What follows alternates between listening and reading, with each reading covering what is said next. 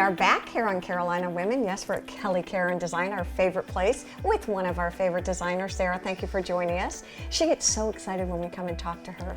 We're going to talk today about a couple of things. We're going to talk about design, and then we're going to talk about design again, how we're curated today. You look absolutely beautiful. Thank you. We were Likewise. chatting a little bit that this is a great entree into the autumn season, where it's still, the clothing is fabulous, right? The colors are great, but we're still cool enough to manage. You did an amazing house in Palmetto Bluff, and we've got some great pictures of it too. I want to chat with you a little bit about your inspiration, because it's really nuanced, it's very personal. Right. Well, that client, they wanted a camp experience for their whole house. They wanted people to come visit, family, friends, and just have this retreat that felt very camp-like, and they wanted a natural environment on the inside. So here's my question for you.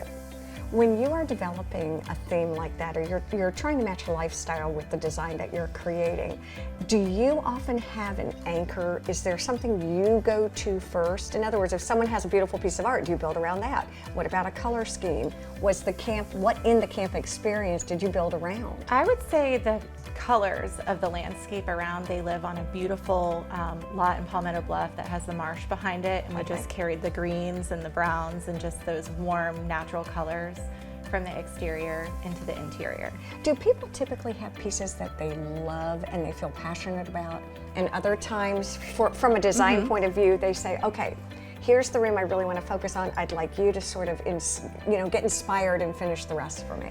This client loved tigers, anything tiger. So whether that be sculpture, print, art, she was very inspired by that, and all animals. She was a major animal lover, so that really carried through the whole design of the house, whether it was with antlers, prints, artwork. What are some things, I was looking at the master headboard, I thought, there were just some pieces in there that just were intriguing. Thank you. Was it fun putting all the different component pieces together? And It again, was. where did you begin?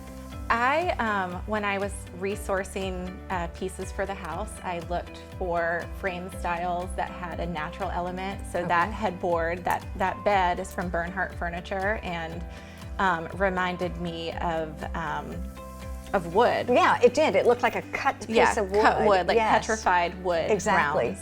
What's really interesting to me, and you have so many talented designers here, Sara, and I think people ask all the time, and so I'm going to ask what some of our people have asked me to ask you, and that is, you have your own personal style. You know what you love. How is it that a good designer is able to take, I want a camp experience for home, and then interpret that? What is it about being a designer that you think allows you to do those kinds of things? I think being a good listener and just getting to know your client and being open to, the things that they like, and it's our job to make them come together successfully, whether they're our personal design aesthetic or not.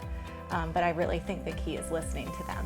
Do you find that when you go home, you're like, okay, I have to admit, I have to have one piece of camp in my home now, because I've sort of fallen in love with that genre and that look?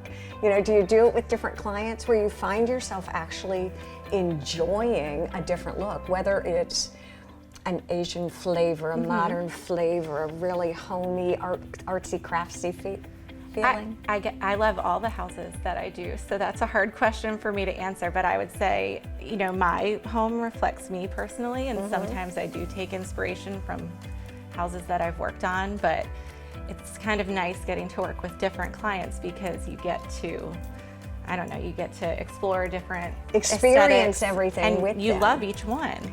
Do you feel, I remember feeling this, and that is at the end of a project, being very upset when I went to the door and it was locked, because for a year and a half, it was mine.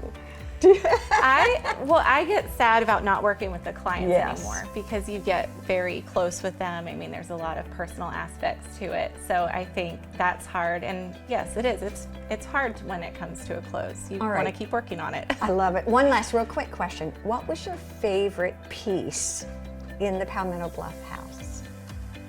Ooh.